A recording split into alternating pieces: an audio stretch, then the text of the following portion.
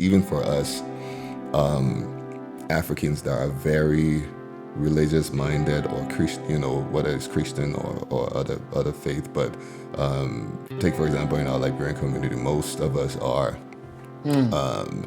we at least ascribe to be Bible believing Christians, but yet and still we still experience that our Mm. relationships or our marriages and families have been broken. Why do you think that is the case? Mm.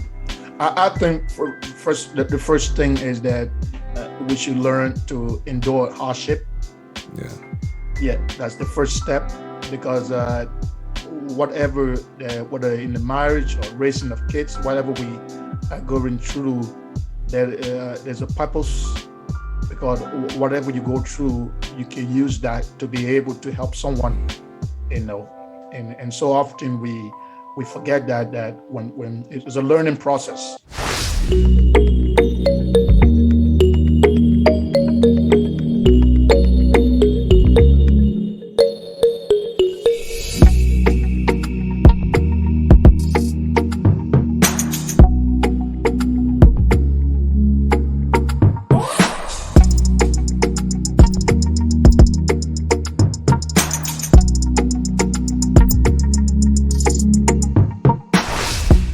Hello there, and welcome again to another episode of Africans Abroad, the podcast. This is your host, Christopher Eves Ricks.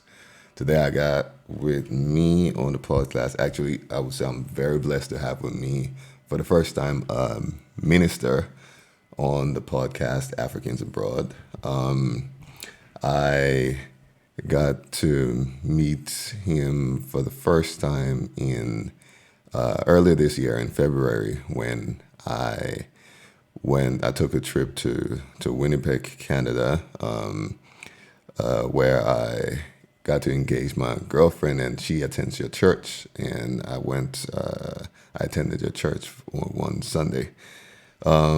Really wonderful person.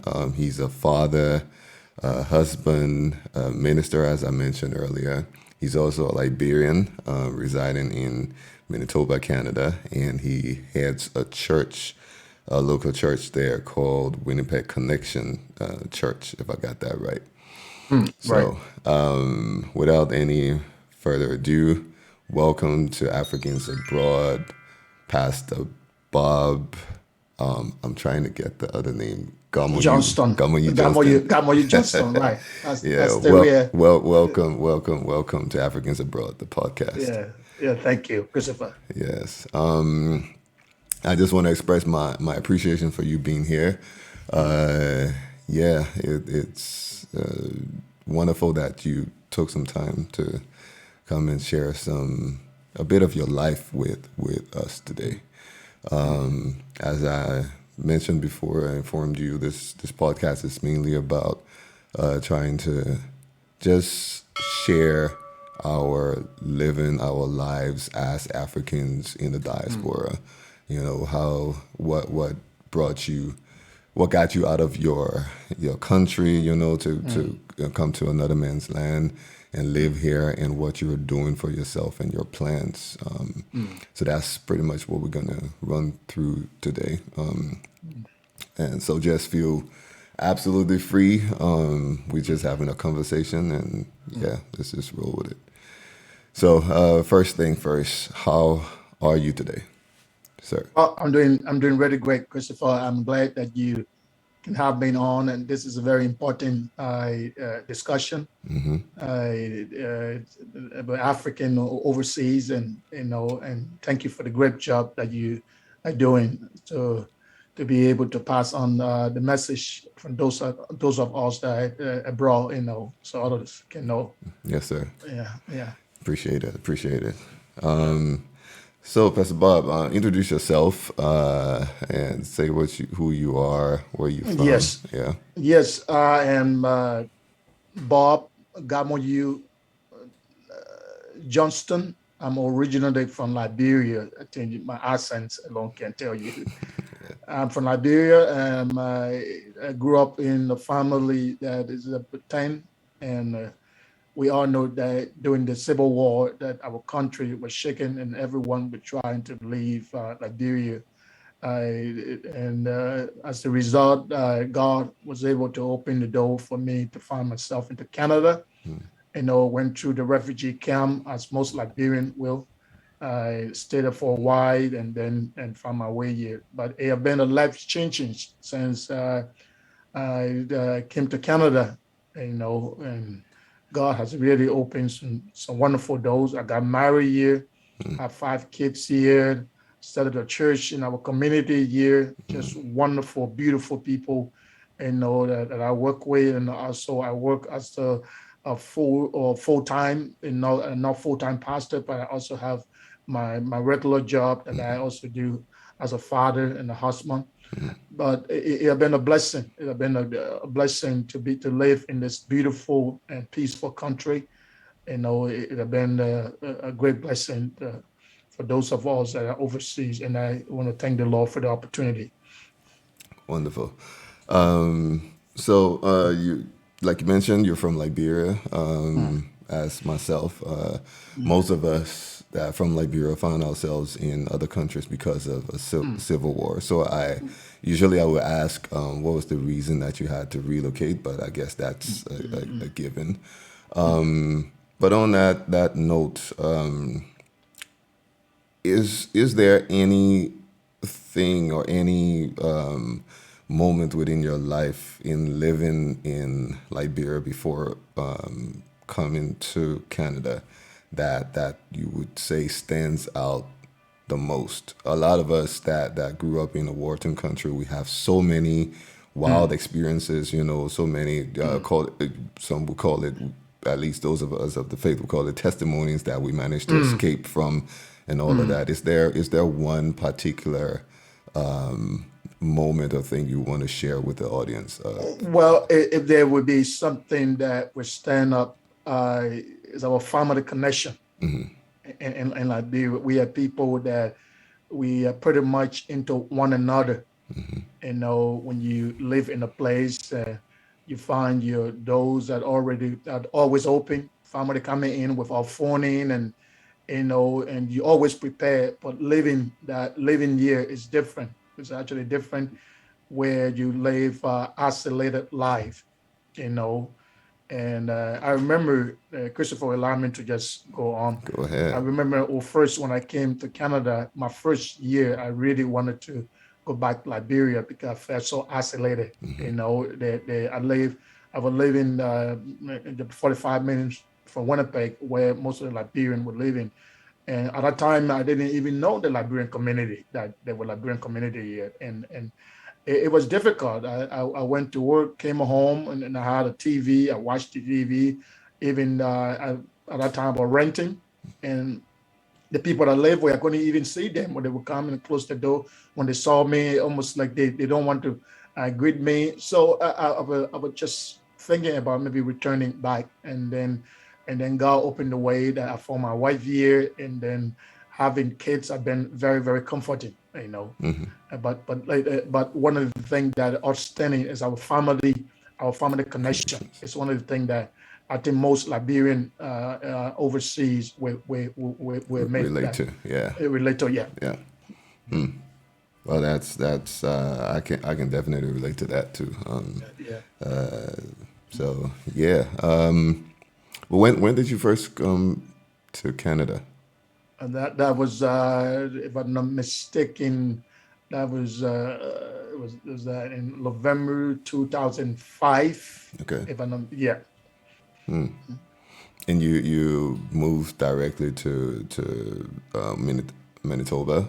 Yes. When I came, I settled not in Winnipeg, because in Winnipeg most of the Liberian that settled in Manitoba we come to Winnipeg. But I came to a place that called Landmark. Because when I came, I was actually sponsored by some missionaries that brought me. They sponsored, so I came to a church called Landmark Christian Fellowship. It was at that church that it was in the middle of nowhere. Wow. So I remember my first time we came from the airport, I was asking a question because in Liberia we live close to the ocean. It was something something that, so when I saw the snow, I said, there's lots of water in this place. I said, man, there's lots of water in the place. And I started asking question, how many ocean they have here? How can I get out? Yeah, little do you know. Yeah, because we came in the nighttime, so when I saw the snow, I thought it was the ocean. But it turned out to be, it was a complete different world. Yeah. Yeah. Wow. What was your first, I would say, what was your first impression of it? But in a way, you already give some. Yeah, my first impression coming here, living here, I felt there was so much abundance here, material things. Yeah. That was one thing that I saw that was completely different from Liberia, is that the amount of food, the cars, just the material things was so, it was to your access. You don't have to look for it, fight anyone for it. It just, anytime you needed it, you got it, and that was something that make North America different from the rest of the world. Was that something that in a way,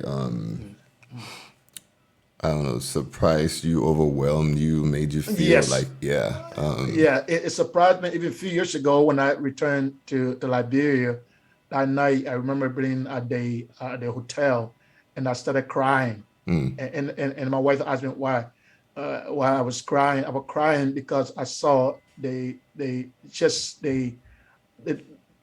was nothing there, there was nothing there, and compared to the amount of things that I saw here, that even coming here, the amount of things I had, and people in Liberia didn't have. I was crying, and I wonder, and I was just thinking, what did the world is not a fair place, it's not a fair place, but yet, and sometimes we choose to destroy ours. Yeah, true. Yeah. True. Yeah. Wow.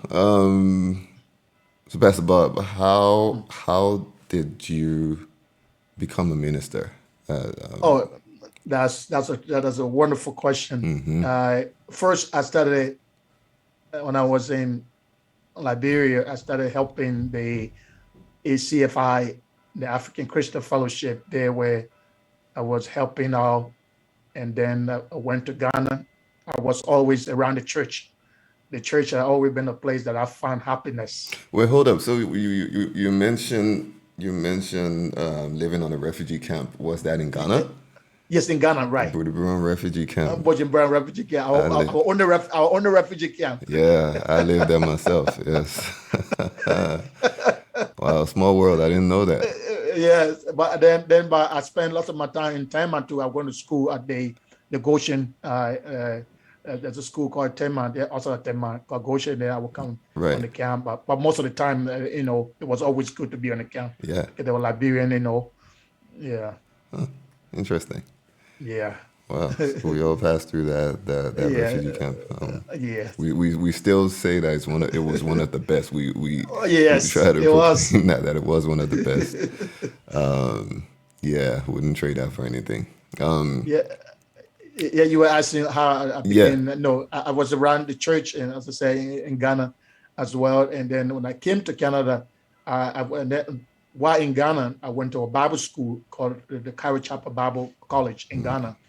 But I was not ordained as a pastor till I came to Canada, and the church that brought me, one day the pastor asked me what I could share.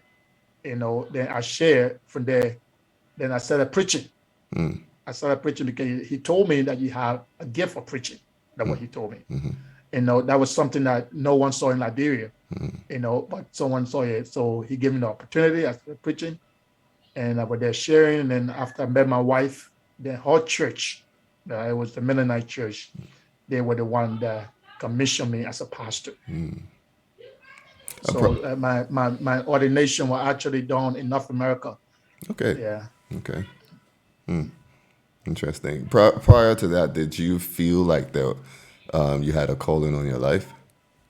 Yes, as I said earlier, I've always been around the church. My parents and my mother, Bible, we were always having Saturday prayer and all the kind of stuff. I always find the church as a place of my comfort, But I knew that I had a gifting because I knew everyone said that, oh, God give you a gift, but I never thought that I was going to be ordained as a pastor. Oh, it was my desire, though. It was my desire.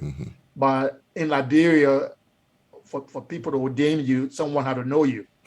It's always that. But in North America, I was surprised that the people you don't even know me, but yet they were able to commission me. So it means that God had a hand on me. Right. You know. Wonderful. So as I mentioned earlier, I got to visit, had the pleasure of visiting Winnipeg Yes. Connection. Amen. And really wonderful congregation, really wonderful fellowship you have there. As I understand, it hasn't existed for a very long time. How did that come about? Wow. First of all, it was good seeing you, Christopher. It was a blessing. Seeing that smile and seeing you in our congregation was wonderful. It changes perspective.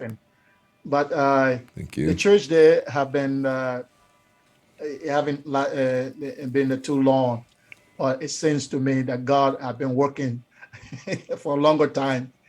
When I first got commissioned as a pastor, there were other those that opened for me to serve, and that was to be a pastor with some of the Canadian churches.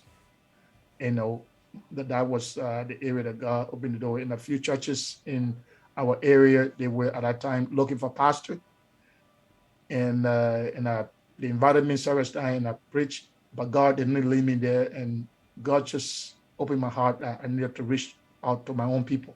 To my own people. And I remember when and the first thing that I did was to go through the Liberian organization, which really supported the work there. And some of the leaders were open, some were not, but it was okay. And that opened, and there was strong support from our community. And the church got started, and we had some up and down when the people came and their life. The church is always like that. But at the end of the day, God's hands were on the church there, and where we are now, God has brought us a long way, and the church is about to get registered. And the good news is that we are actually sending for someone from Liberia to come and to come in and help with our church here. Oh, wow. In the music department. So that is something now we're working on. It's one of the biggest projects. Okay. Yeah. Okay. Yeah. That's good. That's good news. Yeah. Oh. So what would you say the vision for the ministry is? The vision for the ministry, we want to reach our goal is to cover the whole of Africa. Especially we want to. Personally, we are looking to reaching in our own mother's land, Liberia, and then hopefully, I'm hoping December that I myself can make a trip to Liberia and see whether we can what we can do there. But the vision is to preach Christ, to make Jesus known, Christ known to all people. That's the goal of the church. But in Winnipeg, specifically, is to reach our people. Yeah, our Liberian people that are come. Is it that one of the problems is that when people come to North America, we as African, we have a unique background, and the way we worship, it's not that God is not in the other churches. God is there as much as in ours, but we have a style of worship and the style of preaching and style how we do our things. So most people come here and they go to the other churches and they don't feel fit in, but now they're coming to their own place where they can identify with the pastor, the music. These things means a lot to a person. Although Jesus is the same, but it comes to us in a different ways. Okay, I like that. Right. So, Pastor Bob, you. Wait, let me ask first. How long have you been married? Been married for 16 years, if I'm not mistaken. 16 years. Yeah. Right. I think I remember you mentioned that you been Yeah. happily married for 16 years. You have Yes. 16 five years. Yeah. wonderful children, a beautiful family. Yes. What would you say is the key to maintaining a peaceful, healthy, joyful marriage and family as a whole, especially in as it relates to us in the African community? I think to have really happy marriage, it comes as a relationship with a person, relationship with Jesus. Right. Yeah, that is the key as a man, and having yourself constantly and your family in in the presence of God, and have your mind occupied with things that God wants. Because the word that for me personally, I'm a person that I'm not involved, even when I was I'm not involved in the so many things. I'm not a person that love social life. I love social life, but I love it in the house of God. So when I got married, I found it easier. My wife and myself, we had similar. She is family oriented person. I am a person that I love family, and I don't like to get involved into so many things. So we are people that are mostly focused on our children, and we focus on our goal. Yeah. So that would make we accomplish so much, because we don't have a whole lot going on than our goal. Yeah. Yeah. I mean, I ask this because, of course, as I mentioned earlier, you, I don't know if I actually mentioned it, but you are actually going to minister at my wedding in Yeah. this July. And as I'm entering into such a huge, taking a huge step, me and my fiance, we got to talk to you and your wife. Got some counseling from you, and it's something that, as we even established, that it's not just a premarital, but even during, to be able to have that connection and be able to free to talk to you people that's been in it so long and thriving in it, and it's just wonderful to have a family or group of people, call it accountability partners and whatnot. But nevertheless, going into something that in this day and age, whether you're in the church or not, you have so many failures. You have over 50% of marriages being divorced in the church as well as out of the church. So even as you speak of which I do believe as myself as a Christian, that Jesus being the center of our marriages is a key. Me believing that he is the creator of marriage. Even if it wasn't for me personally, if it wasn't for him in my life, I would have no reason to be getting married. That's just how I personally believe. But yet and still, we still have these things going on within our community where we have so many broken families, fatherless kids, single women. So, like, it's still happening. Why do you think that is the case? Even for us Africans that are very religious minded or Christian, whether it's Christian or other faith. But take, for example, in our Liberian community, most of us are we at least ascribe to be Bible believing Christians, but yet and still we still experience that our relationships or our marriages and families have been broken. Why do you think that is the case? I think the first thing is that we should learn to endure hardship. Yeah. Yeah, that's the first step, because whether in the marriage or raising of kids, whatever we are going through, there's a purpose. Because whatever you go through, you can use that to be able to help someone, you know. And so often we we forget that when it's a learning process, we learn so we can be able to help the next person or young person that will be going able, a young lady or a young man who is having trouble with his marriage, and they can look at us through our endurance and see they themselves can make it. And the problem we have today, lots of people are not willing to endure, and they're not willing, because marriage is not just about the good times; it's also about the bad times. Right. And sometimes there'll be more the bad times than good times.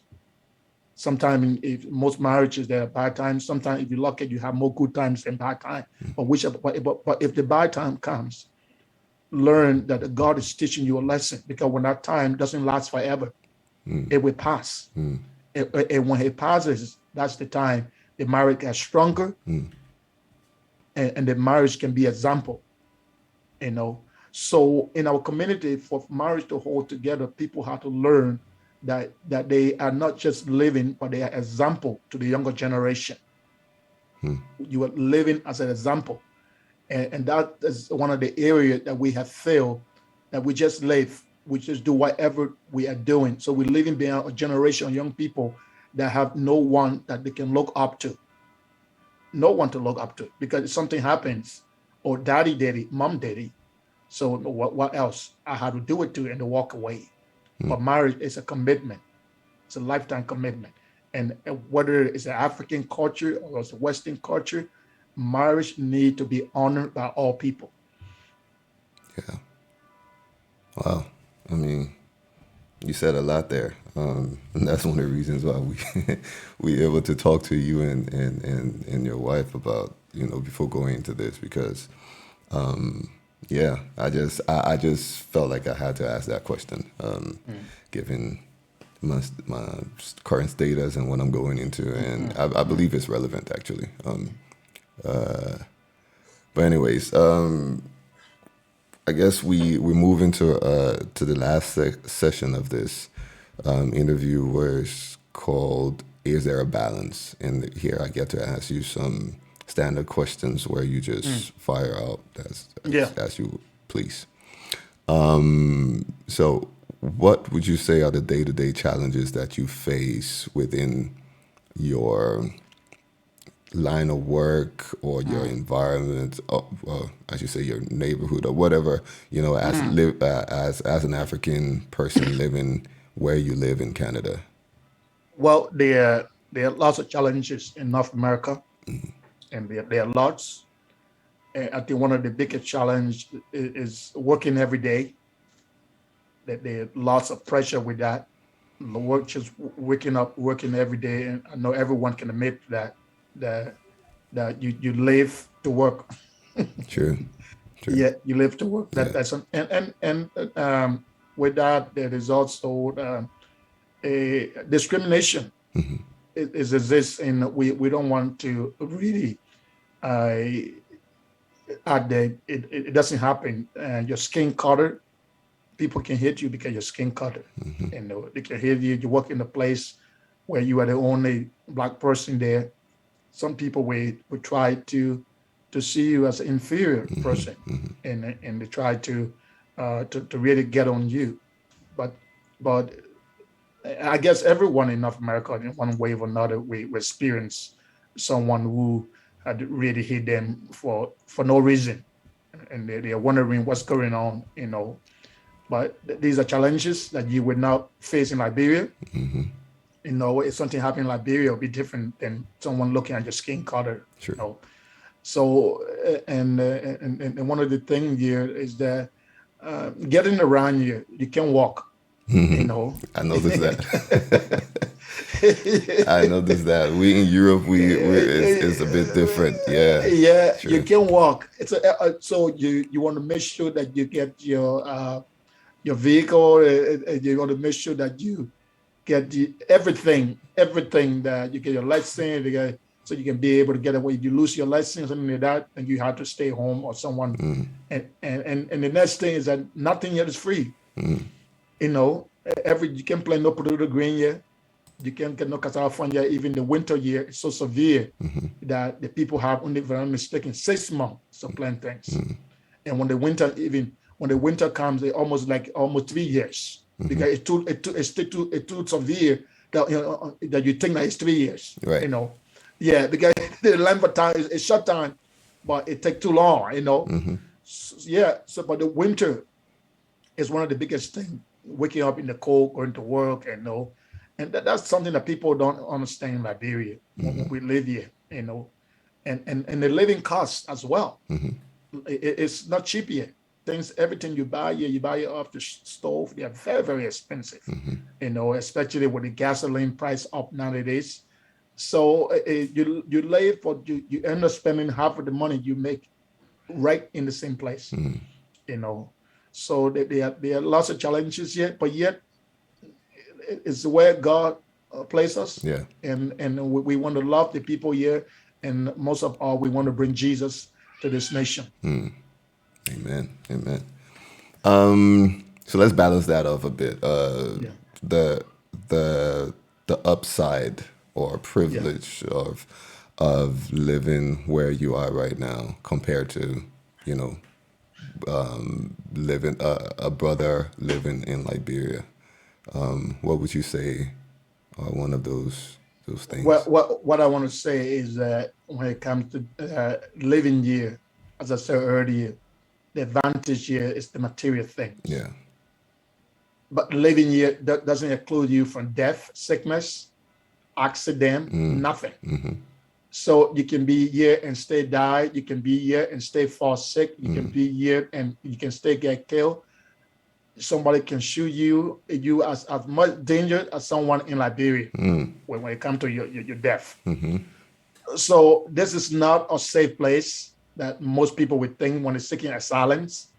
We have been deceived when we are told that you live in your country to seek asylum, you'll be safe.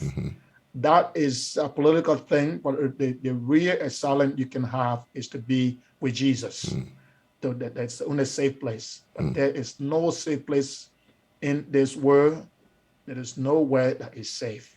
So people in Liberia, they shouldn't think being here, the people that are here, and there's a tendency for people that come from here, when they go to Liberia, they are more superior than people in Liberia. Yeah. And I think that attitude need to change. True.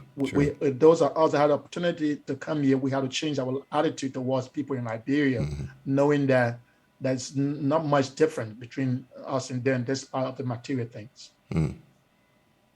Well, I like that. I really do like that. I usually ask these same questions to all my guests, and because I feel it's interesting to find out what each one of us think about this situation. So I really like what you said about that. Okay. How about your what would I say? Your most memorable act of kindness, a moment of act of kindness that you've experienced that's most memorable to you in Canada? Well, when I first came, as I said earlier, that I was living in a place isolated. And there are people here, despite of the culture different, that they are trying to reach out. Whether it's cookies or donuts, they will reach out to you. And most of the kind of people that I really find in this country are women.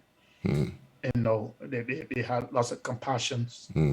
They will reach out, especially the old people. They have lots of compassion. They are very kind. And I felt that at that time, that was life-changing for me, that someone who didn't really know me can bring me cookies and bring me cookies and remember me, and that is good. And the Bible speaks of hospitality, we need to be kind to strangers. Even some have done it, and they have even welcomed angels. And that should be something that, whether you seeing someone next to you and you notice them, if they're cookies or water, whatever you want to do, do it. Yeah. I like that. Pastor Bob, we got less than 5 minutes to wrap this up. Yes. Thank you, Christopher. It's been amazing. I was just thinking it would be good to have such a podcast in Liberia, not in from North America straight to Africa, where people can watch and ask questions Yeah. live. Yeah. You know, I've never seen anything like that where people can log, and ask questions directly. And I hope that one of these days that God can open the door for you, and you can be able to reach out, not your individual, but the whole of Liberia. For sure. Yeah. I appreciate that. Appreciate that, and thank you again for being able to show up here. Yeah. If you could just say one word of advice to other Africans out there living in the diaspora, trying to make life for themselves, what would that be? What I want to say to all my African brothers and sisters, we should remember where we came from. And our biggest problem is unity. We struggle for over years, and even our countries, our leaders, they struggle with unity, and that attitude, it remains with us. Even we are divided with tribes, we are divided with denominations. But when I look at this country, the European that came to this country from Russia and other places, when they come to North America, they become united with the people here. They become united. I want us as Liberians in specific, let us be united. Let us put away tribalism. That man, that Basel man, that Crown man, that Gill man. These things are limited. It only limited to Liberia. As you travel, you got to know that those things are nothing. What matters is character. And I ask that let us unite as African to build one another, not just our nation. We need to build each other first before we build our nation. Because if we cannot be partners, and we are only wanting to be partnered with Westerners, not with your own African brothers, then we are deceiving ourselves. Let us learn to be one and trust one another, whether they're Nigerian, Congo, wherever they're from. Learn to trust one another. Learn to have faith. Let us have faith in one another that we are better than anyone else. We can work together like anyone else. Yeah. Wow. Well, there you go, folks. That was Pastor Bob Johnston.